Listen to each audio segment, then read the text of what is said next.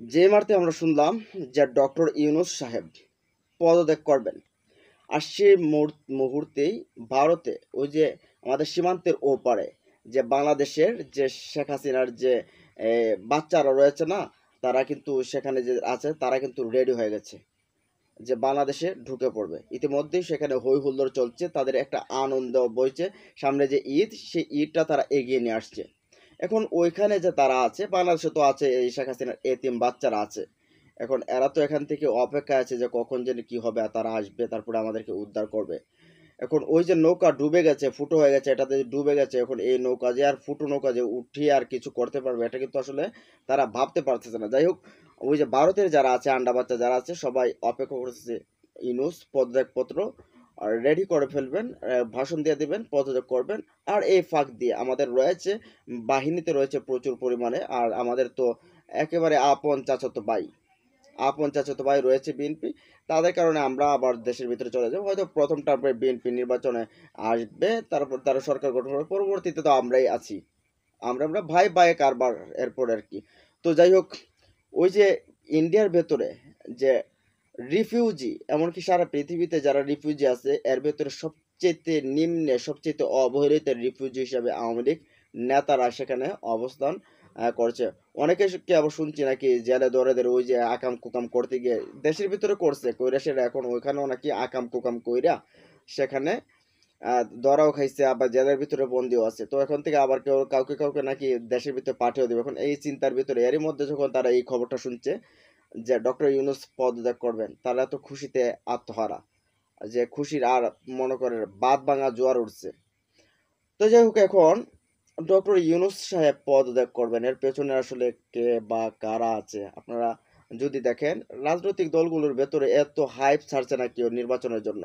BNP উঠতে বইতে সকালবেলা আর বিকালবেলা দুপুরবেলা যাই বলে না, খাওয়ানোর আগে খাওয়ানোর পরে, এমনকি রহুল কবির রেজভি তো পহেলা বৈশাখের সময় বলেই ফেলছিল যে পহেলা বৈশাখের প্রধানের মানুষের প্রধান দাবি নির্বাচন চাওয়া।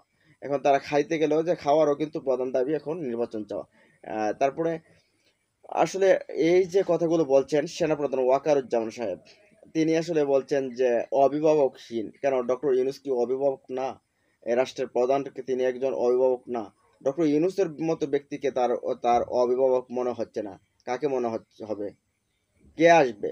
আবার কি শেখ হাসিনার দরকার? তারপরে তিনি বলছেন মানবিক করিডোরের কথা। মানবিক করিডোরের কথা তো নিরাপত্তা উপদেষ্টা নাই করে দিয়েছে। তারপরে ওই যে বন্দরের কথা বলছে, বন্দর তো 15 বছর ধরে আমরা দেখলাম, 15-16 বছর ধরে ভারতীয়রা এখানে আধিপত্য বিস্তার করছে, সেখান থেকে এগুলো ভারতীয়রা নিয়ন্ত্রণ করতো। বাংলাদেশে তো সারা বাংলাদেশটাই করিডোর দিয়ে রেখেছিল। তখনকার সময় সেনা প্রধানের কথা ছিল না, সেনা অফিসাররা কোথায় ছিল? তখন তো ওই কথা ছিল না, ডিসেম্বরে নির্বাচন হতে হবে, তার কথা যে তার তার এখানে বিষয়টা কি আসলে বুঝতে পারছি না। তিনি একজন প্রজাতন্ত্রের কর্মচারী, তিনি তো এখানে আসলে এই রাইট রাখে না যে নির্বাচন কবে হবে না হবে তিনি সেটা বলে দেবেন, সেটা তো আসলে রাখে না। তো এই মুহূর্তে টোটালি ভাবে দেশের ভেতরে একটা চাপ তৈরি করে, যে বিএনপি একটা চাপ তৈরি করা যে আমরা চাপে রাখবো এই সরকারকে, রেখে নির্বাচন আদায় করব।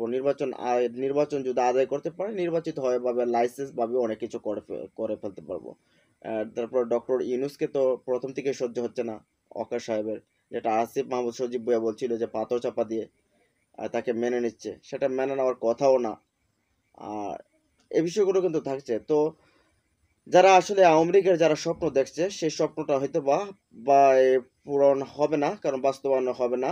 আর ডক্টর মোহাম্মদ ইউনূস এই মুহূর্তে আর পদত্যাগ করছেন না, যার কারণে এই শেখ হাসিনার এই আন্ডা বাচ্চাদের যারা আছে তাদের কিন্তু আসলে এই এই মুহূর্তে তাদের আর খুশি হওয়ার কোনো কিছু নেই। আর বিএনপির জন্য তারা খাল কেটে কুমিরটা তারা নিজে এনেছে। নির্বাচন হলে বোঝা যাবে যে তাদের পপুলারিটি কতটুক, জনপ্রিয়তাটা আসলে কতটুক। আর ওয়াকার সাহেব হয়তো বা কপাল ভালো, কারণ বিপ্লবী সরকার গঠন হয় নাই। বিপ্লবী সরকার গঠন হলে ওয়াকার সাহেব হয়তো বা থাকতো না। তো যাই হোক, এই বিষয়গুলো নিয়ে আপনাদের মতামত কি? ডক্টর ইউনূসকে কত দিন ক্ষমতায় চান? ডক্টর ইউনূস থাকলে দেশের জন্য ভালো হবে নাকি চলে গেলে ভালো হবে? এমনটা জানাতে পারেন কমেন্ট বক্সে। ভালো থাকুন, সুস্থ থাকুন, আল্লাহ হাফেজ।